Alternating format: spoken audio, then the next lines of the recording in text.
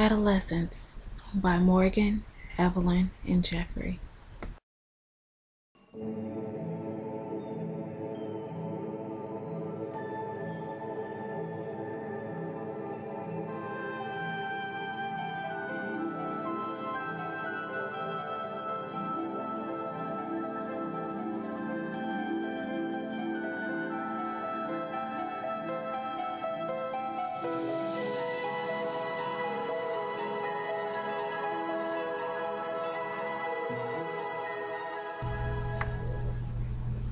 What is adolescence?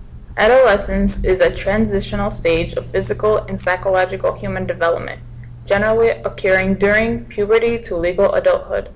The period of adolescence is most closely associated with teenage years, though its physical, psychological, and cultural expressions can begin earlier or later.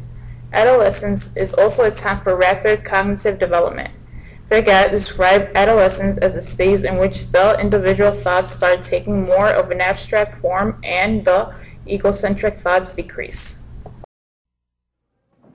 For many people, the passage from childhood into adulthood is filled with struggle. Teenagers must balance the need to gain independence from their parents with the reality of moral dilemmas. Parents also face a difficult task.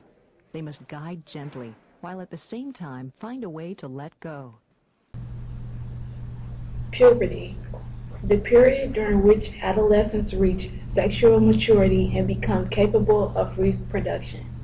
The exact age a child enters puberty depends on a number of different things, such as a person's genes, nutrition, and gender.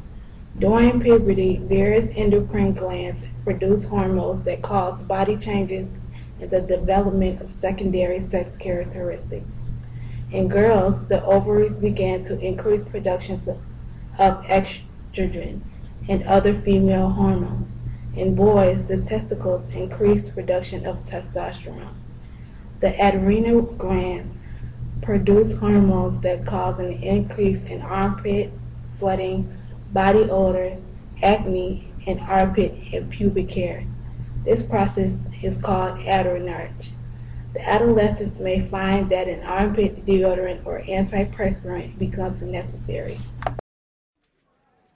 Adolescence is a time of discovery, new things to try, new people to meet, new ideas that beg for exploration.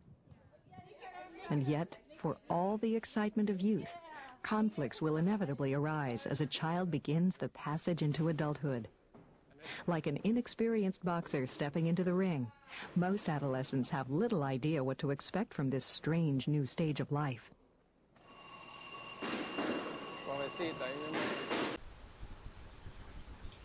Precocious puberty is when someone's body begins changing from a child into an adult too soon. The process of changing from a child into an adult is known as puberty. And puberty that begins before the age of 8 for girls and before the age of 9 for boys is considered precocious. In girls, bodies become curvier and hip bones widen. There is a weight gain, particularly on the hips. Muscles get bigger and stronger, but they do not show up as much as boys' muscles. Breasts start to develop. First there is a small swelling under the nipple, and then the whole breast area starts to get bigger. Menstruation also occurs during puberty for girls. In boys, weight gain occurs. Shoulders widen, muscles start to get bigger and stronger, and Adam's apple starts to develop. Apart from the hair starting to grow on your body, it also grows on a male's face, like a beard, mustache, or sideburns. Usually pretty thin hair at first, but then it gets stronger and darker towards the end of puberty.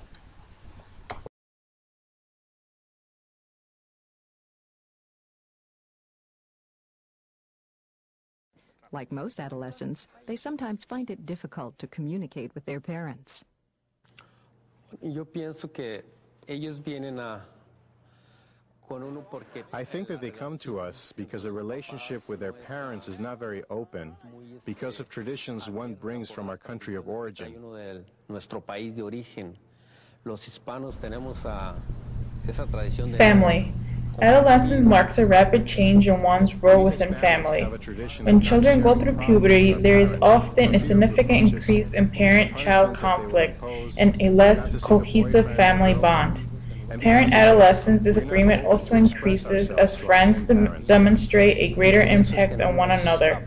New influences on the adolescents that may be in opposite to parents' values.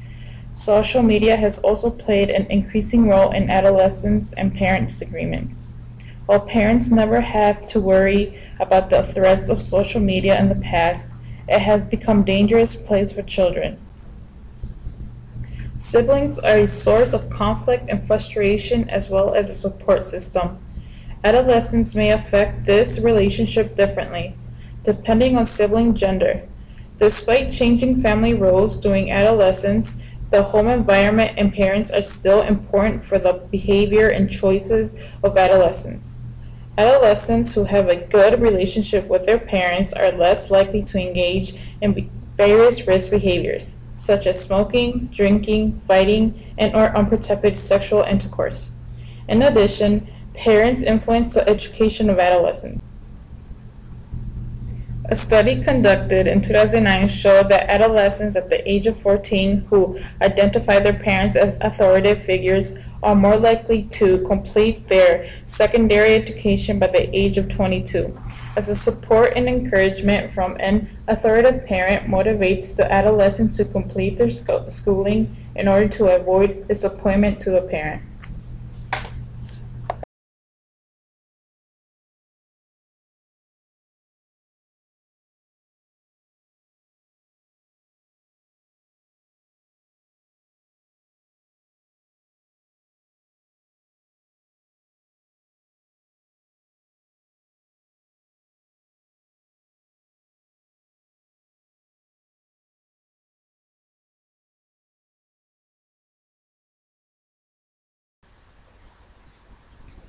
Teen stress.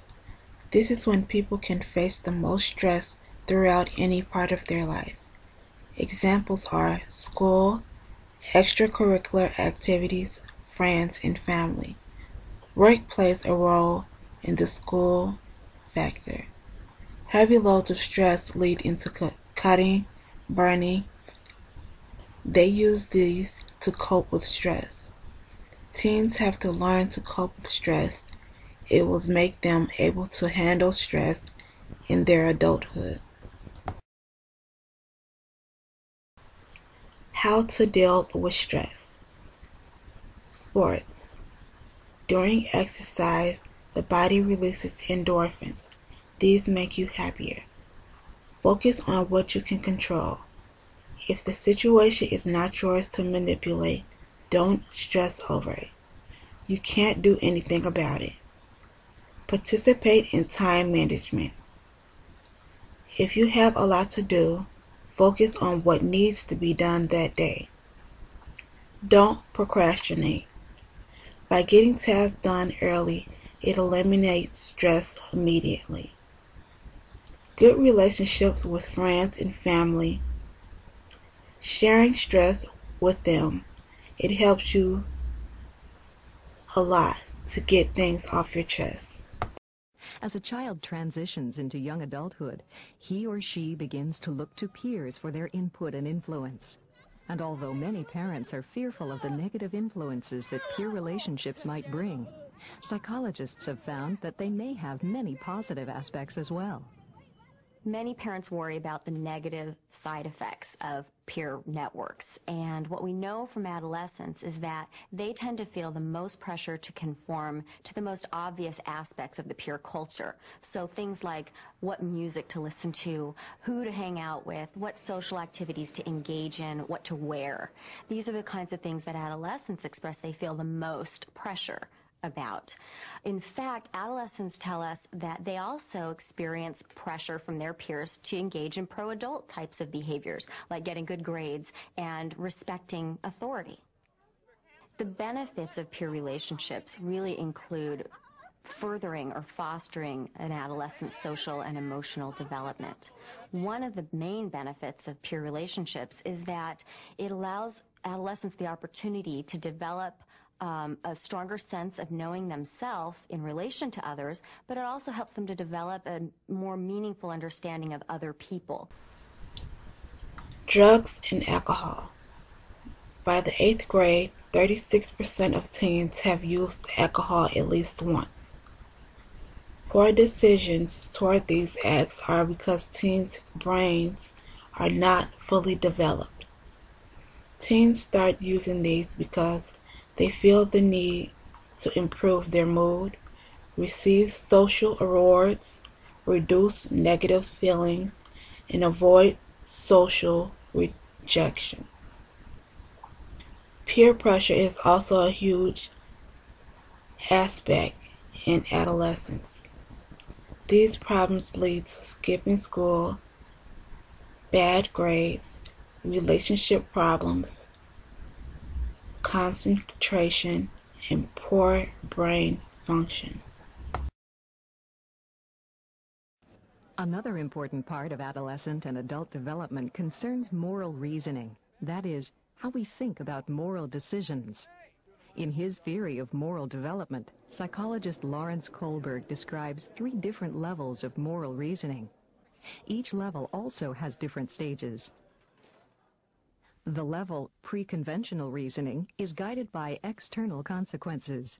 In other words, there is no internalization of values or rules. So in the first stage, which is very concrete, the child is attempting to avoid being punished, and in the second stage, the child is attempting to obtain a reward. But as you can see, there's no rule guiding the child's judgment. In contrast, the conventional level of moral reasoning is guided by conformity to social rules, roles, and expectations that we've learned and internalized. The next level is the conventional level, and this is where the majority of people are.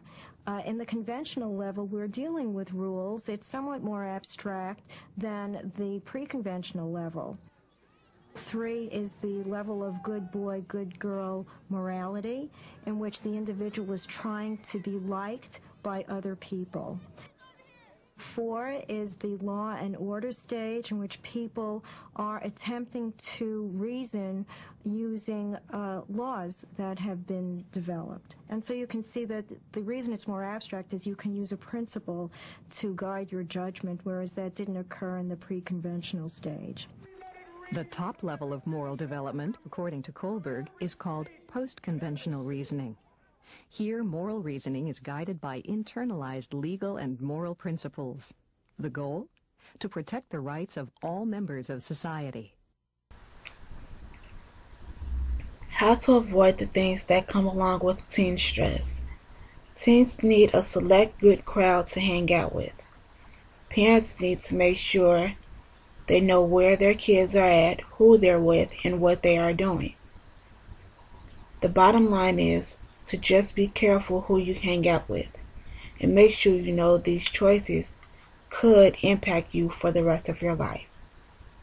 Using your head is the key point, but a lot of teens just don't see the long-term effect of any of their actions until they have actually committed them.